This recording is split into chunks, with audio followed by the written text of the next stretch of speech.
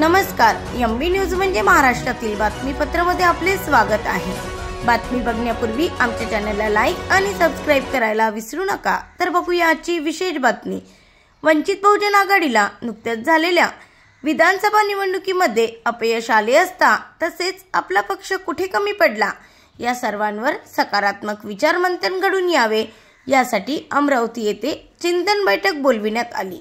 येणाऱ्या काळात जिल्हा परिषदा, महानगरपालिका, नगरपालिका यासारख्या स्थानिक स्वराज्य संस्थेच्या निवडणुका पुन्हा नव्या उमेदीने मोठ्या ताकदीने स्वबळावर लढण्याचा निर्णय या चिंतन बैठकीत सर्वानुमते घेण्यात आल्याची माहिती वंचित बहुजन आघाडीचे जिल्हाध्यक्ष राहुल मेश्राम यांनी दिली।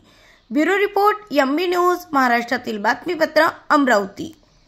ही होती आजची विशेष बातमी। अशाच विशेष बातम्या बघण्याकरता आमच्या चॅनलला आजच सबस्क्राइब करा। जय भीम, जय शिवराय, जय मल्हार। आज अमरावतीमध्ये वंचित बहुजन आघाडी जिल्हा अमरावती पूर्व आणि संपूर्ण जिल्ह्यातील वंचित बहुजन आघाडीचे आजी माजी सगळ्या पदाधिकाऱ्यांची चिंतन बैठक ठेवण्यात आली होती।